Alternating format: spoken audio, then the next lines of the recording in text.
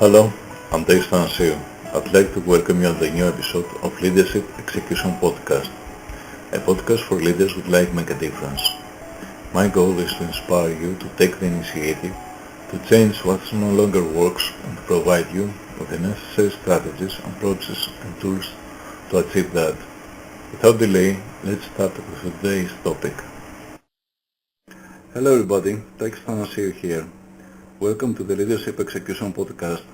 If this is your first time listening, then thanks for coming, and I hope to have you again in the show. Now let's get into today's show.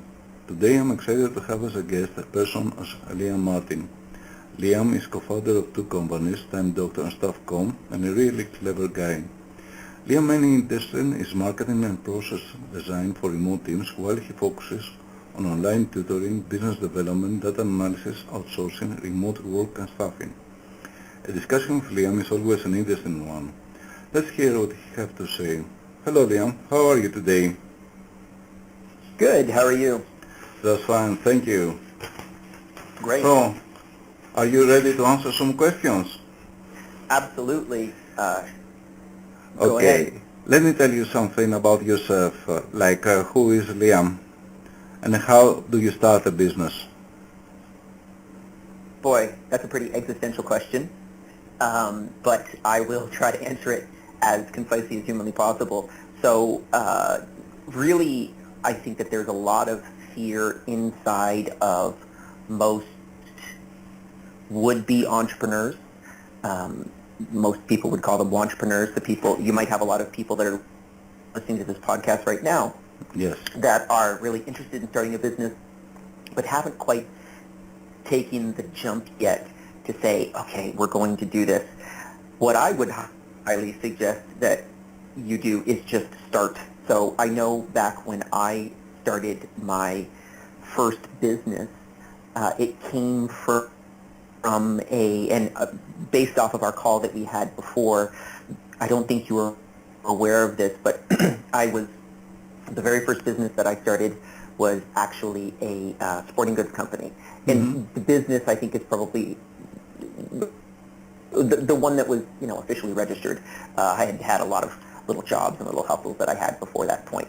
But that business was to sell sporting goods material for primarily winter sports in Canada, which is where I'm from. And the way that I got started is I basically I grabbed my mother's sewing machine. I sewed together what's called a skate guard in Canada, which basically is a piece of fabric that covers the skate blade on a ice skate, and put together 5 or 6, took some photos of it, put it up on a website, learned how to build a website, and then tried to get traffic to that website. Excellent. And I would say probably that took me and this was before Shopify and before everything. It's so much easier now to do it, where you can just literally in 20 minutes be up and running. But that probably took me about a month to be able to go through the entire process from beginning to end. I would say the costs to me were probably around, I would say $500. And that to me is the best place to start. So say to yourself, I'm not going to quit my job, I'm going to keep my day job, and when I get home at 6 p.m. as an example, I'm going to, when I get home from school or from work, I'm going to start working on something till midnight. So just apply 6 hours into the process. So instead of going watching TV or going out or doing all of these other things, invest those 6 hours a night into starting a business. And that's really what I did. And that business ended up actually being relatively successful, and it led into other businesses and where I am right now. So the lessons that I had learned in that first initial business, it was not it was not $1 million or a $10 million or a $100 million business, but I learned the things that I needed to learn that allowed me to be successful in the current business that I'm currently working on right now. So basically you invest $500 to learn whatever you need to learn in order to be successful in the future. Absolutely. So excellent example. excellent role model that, because I really believe that you need the time to learn things before everybody knows about it. And Absolutely. because most people, they don't understand how to shift from their regular job to a different kind of job and entrepreneurship mentality. And that's what I'd like to ask you, how to shift from a regular job mindset to a full-time entrepreneurship mentality. Well, I think it's somewhat disingenuous to be able to answer that question. I've never really had a real quote-unquote job, and I think that there are definitely different types of entrepreneurs. I'm just one that has not been able to. The reason why I'm in entrepreneurship is because I'm unable to hold down a regular job. That's basically the problem that I've had. So I've had multiple jobs. They've all resulted in me either getting fired from that position or quitting. Usually, I think the longest one that I had was 6 months. So I've had jobs where I was selling water coolers door to door, as an example. And, for those of you that don't know what a water cooler is, I think most of you do. It's a big, tall machine that you can put a large bottle of water in the top, and you pull hot or cold water out through the bottom. And I did door-to-door sales. So I was hired by this company. They don't pay you any money. They don't pay you a salary. It's completely based off commission. And I knocked on doors for about 4 months. And it was very hard work. It was in 40-degree weather Celsius, so I'm talking 100-degree weather Fahrenheit. Difficult situation, that means. Yeah, and I remember recognizing that we were selling water coolers to individual people, so just knocking door to door, and the most I could sell was one water cooler. So what I recognized was if I went and approached a business, so I went into a large office building, and I sold 20 water coolers to one person in one day, and I would maybe sell one water cooler a day. So I thought to myself, well, this is a great hack. This is fantastic. I spend the same amount of time, but I make 20 times the commission. And at that point, I think a commission was about $100 per water cooler. They were very expensive water coolers, by the way. You could buy a water cooler at a regular department store for about $200, and we were in essence selling the same water cooler for about $500 or $600. So it was very overpriced. We didn't really have an advantage in the market, or at least I did not.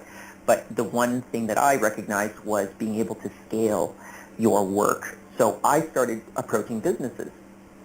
And then after about 2 to 3 weeks, I was making, I think I made like $10,000 in 1 week at one point. It was pretty exciting for me to be able to make $10,000 in a week.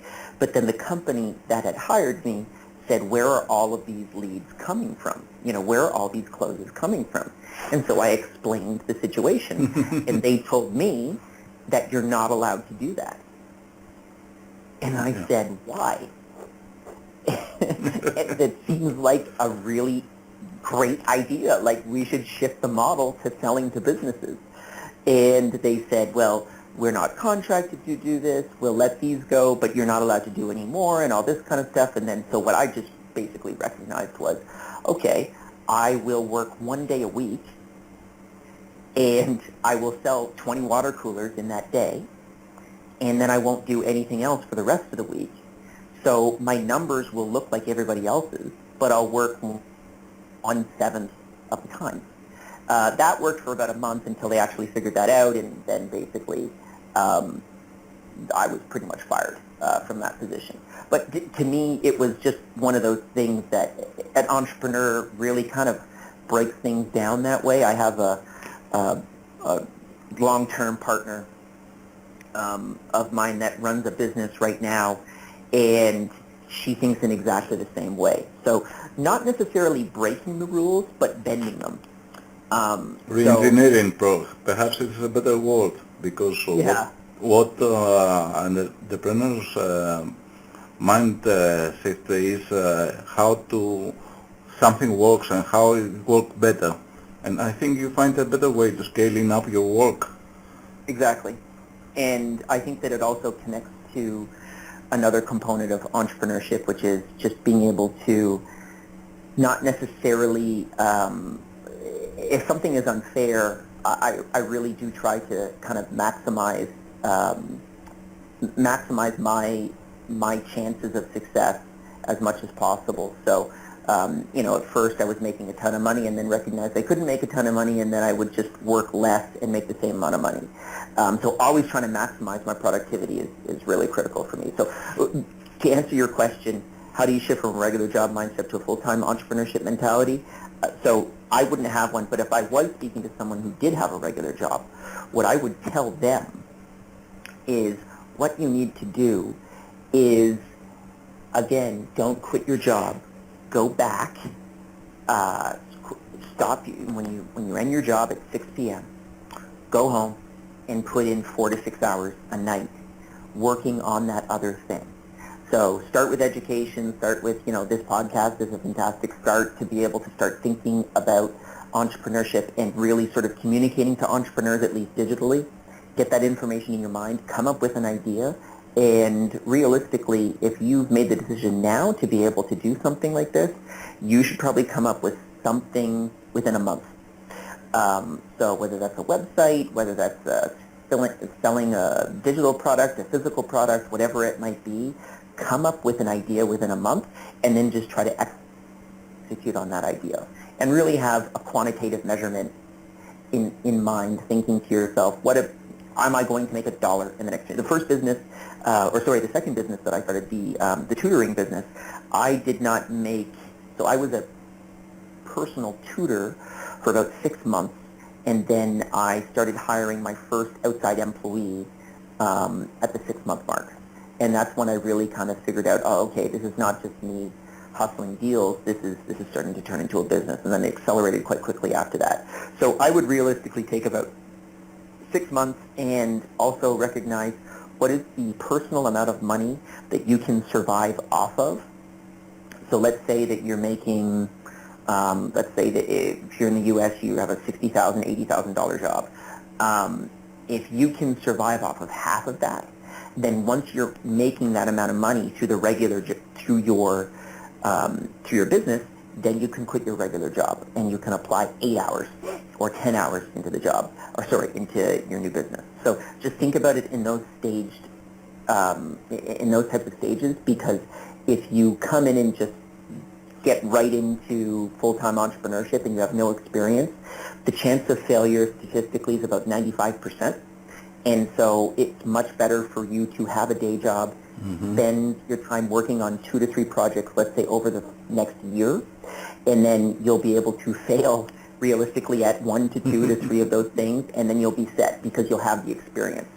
The other side connected to regular job is you might want to just join if you're interested in technology, joining a tech startup and being below employee 20 in a tech startup can really accelerate your general skill set in running a business, because in a tech startup below 20 employees, pretty much everybody does everything and everyone knows about everything else that's happening in the business. So that's another way to be able to learn that. But for people that don't have access to that, I would say taking the route of going home at 6 and working for 46 hours, you'll always learn something. If you don't make any money, at least you'll learn something in 6 months. So basically you answer me on my third question, which is what is your daily habit? Because it is important for not only to have a different mindset, but you have a disciplined habits about what you do and how you focus on the things you want to succeed. Sure. So I have really been focused on overall productivity. So both of our companies, TimeDoctor and Staff.com, are primarily productivity products to allow you to make not only yourself but your team more productive. So I take that very seriously. And one of the things that, like as an example right now, as I'm doing this podcast, I can tell you I have a black Calvin Klein t-shirts that cost about $5 and I buy them in bulk. I have American Apparel jeans. I have about 20 of those in my closet. I've got about 30 or 40 of these t-shirts, and I can't even remember what the brand of socks I've got, but I have about 60 pairs of those. So once I get up in the morning, that's one of the things that I do every single day is I have a work uniform and kind of almost like a life uniform to a certain degree. I really would suggest for anybody that can do this, it simplifies your life in such a fantastic way to wear the same thing every single day. I've been doing this for at least the last 4 to 5 years, and I'm never going back. Now, that's not to say that I don't have a suit or a couple suits in the closet, and I don't have clothes that are fun. But primarily, I just have an outfit that makes me. I actually chose something specifically that would allow me to throw on a blazer and be able to walk into a business meeting, but then I could also be in a bar and seem just as comfortable. So the black t-shirt, the jeans, the dark wash jeans allow me to be able to dress it up. Like if I want to put on some formal shoes, I can switch back between those two. So basically you telling me that you eliminated the decisions you have to take and you focus only the important things, and this is a major trend for productivity, I believe. Absolutely. Because yes. I do follow similar trends as well. And I believe that a lot of people, they mixed up about all the choices things, and they believe that they can do everything, multitasking and all these kind of things around, but at the end of the day they don't have results, and the productivity go poof out of the window. Well, so I've been, the other thing that I'm measuring right now is I'm currently on the task of podcast. Mm-hmm. So I'm measuring the task podcast. It's been running for 19 minutes and 13 seconds, and I can compare this podcast to every other podcast that I've done, and I've probably done over 100 at this point, and I'll be able to figure out what's the average amount of time that I can apply towards executing on a podcast. How much time is that versus the returns versus something, some other type of speaking engagement like a conference, as an example.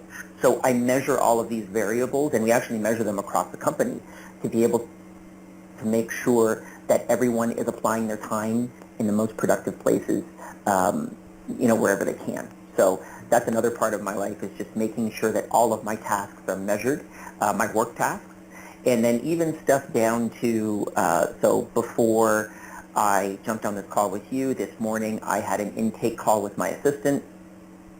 My assistant told me all of the different things that I was currently working on today, including this podcast, when I needed to be showing up for all of them, what needed to be changed, all those types of things, and she has access to my email, so she's able to make sure that she stays ahead of all of those problems even before I see them, which is great. And then even down to food delivery, which is a little intense, but for people that are actually interested in something like this, it's not that expensive. You can have all of your meals delivered to you. So I have all of my lunches delivered to me, whether I'm at the office or at home, and it works out to approximately about $5 per meal. The company that I work with at the office is just a local restaurant around the corner, and they know my dietary requirements, and at around 12:30 I have lunch delivered. And it's very easy for me to not even think of what I'm going to eat. It just shows up, and that's what I'm going to eat. It's always good.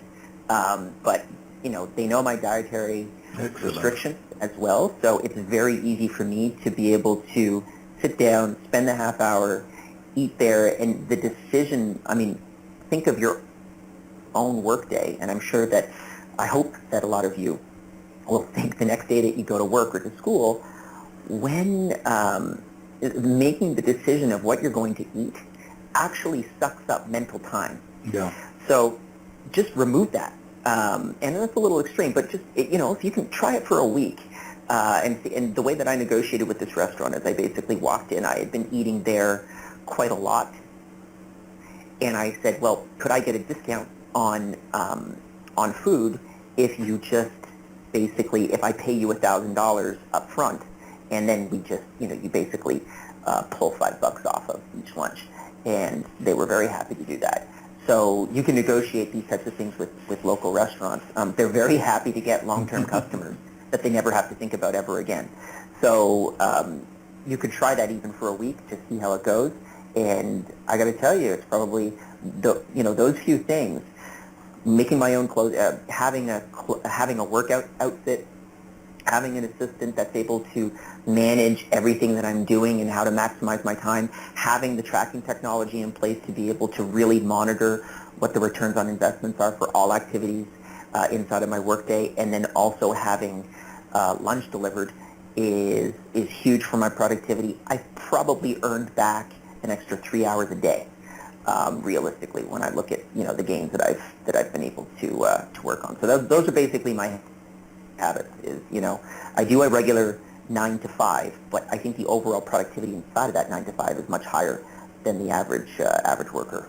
So you save it more or less more than 18 hours a week for something that really is a destiny to you.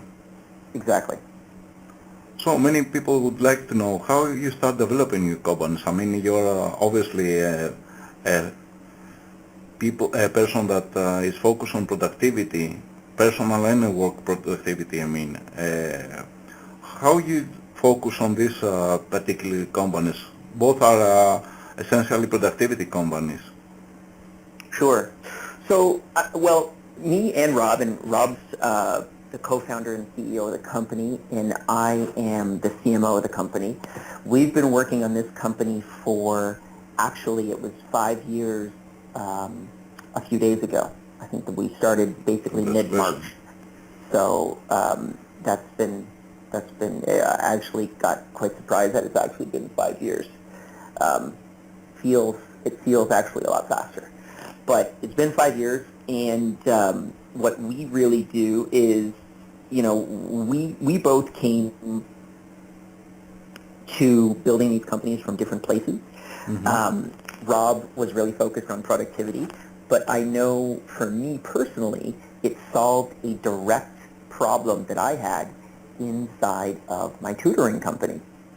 So we had, when I started working with Rob, I had over 100 tutor contractors throughout Eastern Europe and North America, and they were all graduate students.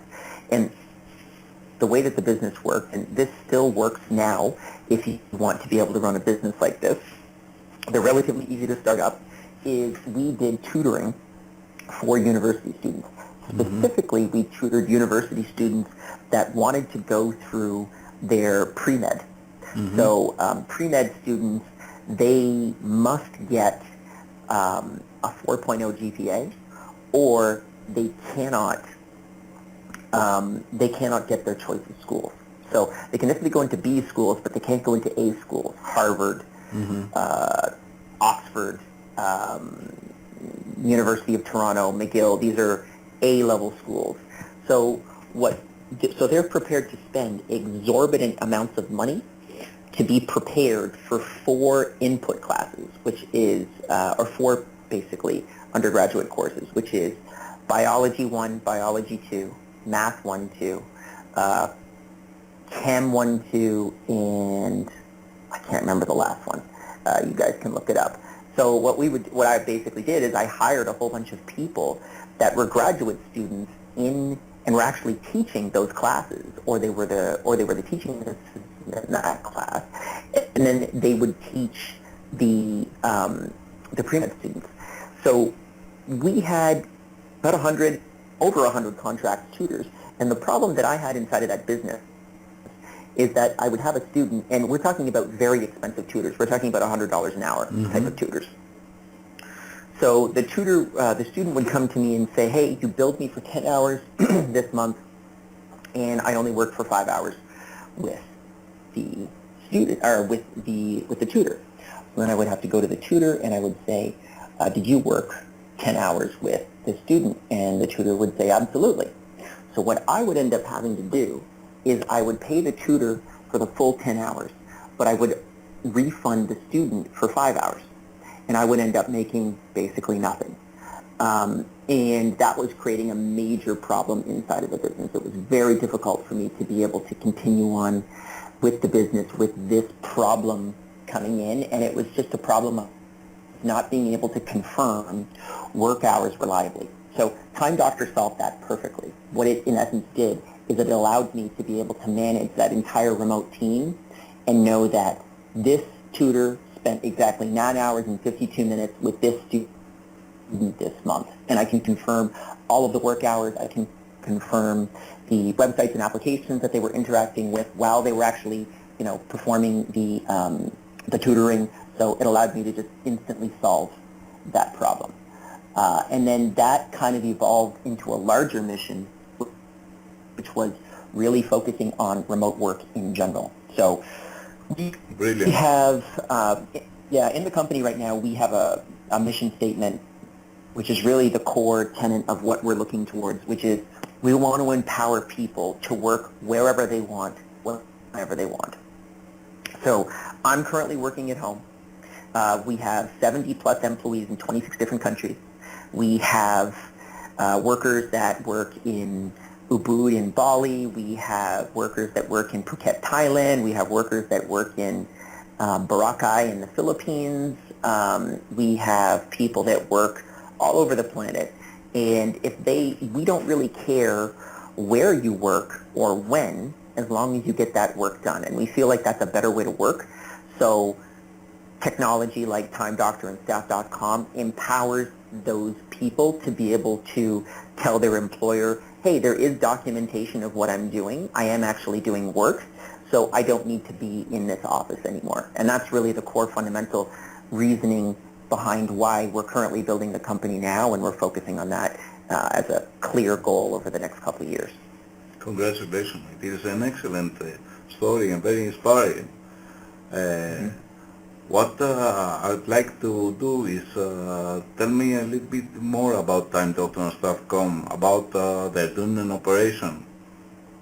Sure. So TimeDoctor is basically a time analytics tool. So what it does is it measures the websites, applications, mouse movements, and keyboard movements on a computer. So right now I'm doing the podcast task. At the end of this call, I'll be able to figure out exactly how efficiently I completed this task in comparison to all the other podcasts that I've done, and figure out what is how to make that process more efficient. Staff.com is in essence exactly the same product, except for large-scale teams. So if you have more than 100 people, you'd really want to work with Staff.com, and TimeDoctor is more for the SMB market. So you can get in right away with TimeDoctor. You can basically start immediately, sign up, and you can start using it in under 5 minutes. Staff.com requires a little bit more work, but you can get to the same place with that product as well. Wonderful. So these two companies, these business models reflect your own path toward your present status, or it is something that anybody can follow up in order to become an entrepreneur. I mean, solving problems is not enough, I believe. You need Sure. some other things as well. Yes. So, I mean, I think the problem for me is there's a lot to say about business models in general. I know that I've gone through a lot.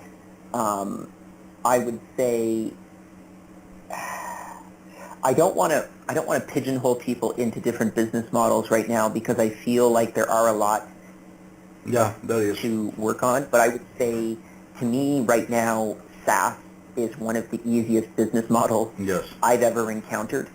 And the reason being, and there are plenty of other business models that work beautifully, but so the reason why SaaS is so easy for me, and what that means is software as a service. So generally a SaaS product is a piece of software that you can buy, and you get like usually it comes with a 15-day trial or a 30-day trial. You can try the software, see if it's for you, and then instead of purchasing it all up front, like you buy Windows, which costs $200 to $300, I believe. I actually haven't bought Windows in quite a long time. But let's say any other type of, large-scale piece of software like Microsoft Word, instead of purchasing it all up front, you purchase it on a monthly basis. So TimeDoctor, as an example, instead of paying $2,000 for TimeDoctor, you pay $10 per user per month. So you can expand or contract your team dependent upon your needs. And the other beauty of it is the software is continuously updated for you. So you always have the most up-to-date version of TimeDoctor in the company. We push new code every Wednesday. So we're always working on making the software better and better. And what that does is it creates an advantage for both the customer and the business owner. The business owner does not, or the customer does not have to pay a whole bunch of money up front to be able to use the software, but the business owner, as long as they get enough customers, they will pretty much never go out of business. So I would say, if you're doing over, let's say, $50,000 a month, as an example, in your business, in a SaaS business, and your churn is below 5% per month, you will pretty much never go out of business as long as you continue to acquire new customers, which ideally you should if you're at, if you have $50,000 worth of customers that are coming in every month. So that's the biggest model that I've seen for success, because it allows you to really think tactically about your next move, and there's no contract desperation. So before, I used to do some consulting, and you'd get a $200,000 consulting contract, and you'd be able to execute on that contract, and then it would be done and within 2 months, but then you'd have to find another contract. With SaaS, it really is just something that continuously comes in every single month, and I can